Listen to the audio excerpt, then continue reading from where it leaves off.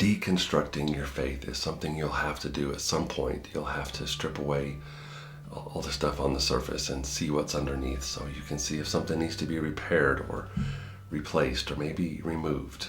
I like the way my friend Jeremiah said it. He said sometimes you have to look in and you have to replace assumption and tradition with biblical truth, and that's what it looks like to deconstruct your faith with the goal of reconstructing it. And if that has not happened to you yet, there will come a season in your life when you're going to need to do that out of necessity. We call it a crisis of faith. Something will happen in your life, a great loss, a great pain, a great disease, a great tragedy. Something will happen because things happen. And when they do, you have to look in and make sure you're believing what you really say you believe, and I know why you believe what you believe. There is no one that I know of that had a bigger crisis of faith than the old man Job from the Old Testament.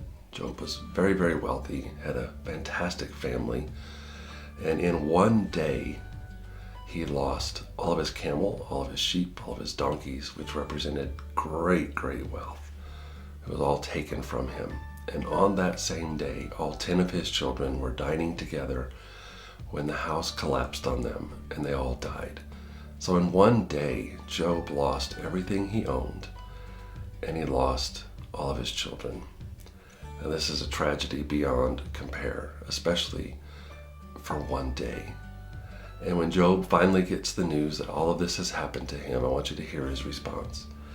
He says, I came naked from my mother's womb. I'll be naked when I leave. The Lord gave me what I had, and the Lord has taken it away.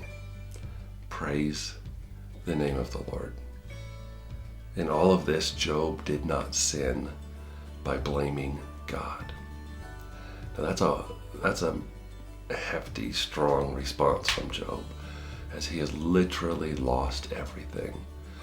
But his story is just beginning, because that was a sudden and tragic loss, but he is about to endure a season of great pain and suffering that lasts and lingers and just goes on and on. And in Job chapter 2, we find out that Job gets this terrible skin disease, and it's so bad that he has to break pottery and use the sharp broken pieces to scratch himself, and it's covering his whole body. And we're not told how long he has this disease, but it is a lingering, terrible, painful existence that Job is now living.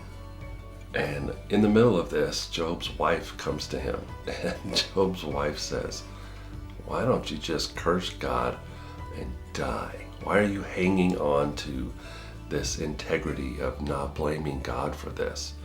Why don't you just curse God and die and it'd be over with? Put us all out of your own misery. And I want you to hear Job's response. Job says, you talk like a foolish woman. Should we accept only good things from the hand of God and never anything bad? So in all of this, Job said nothing wrong. Now, later we're going to see that Job did plenty wrong as this disease and as his pain lingered. But at the onset, he was very, very faithful. He had determined that if God gave him good things and he accepted them from God, then he also must accept the bad things that happen. Jesus would say it like this later. Jesus would say, in this world you will have trouble, but do not fear. I have overcome the world. And so today, wherever you find yourself, maybe you're not in a crisis of faith, but one's coming, or maybe you're in the middle of a crisis of faith and you're enduring something you never wanted to endure. I would say to pick up that mantle that Job laid down for us and realize that bad things are going to happen to good people. Bad things are going to happen to godly people. It's not his fault. It's just the world we live in. And if he gives to you good things and you accept them, then when the bad seasons come, we must accept them too. Why? Well, because bad things are going to happen to us. And Jesus has already overcome this. And he is working all of it for our good. Whatever we're going through, Jesus is working it for our good. It might not be good now, but it's going to be good later. So hang in there. Crisis of faith, warriors. Trust God. Ask the hard questions. Why do you believe what you believe? Do you really believe what you say you believe? I hope in your crisis of faith you can, like Job, say, blessed, praised be the name of the Lord. See you.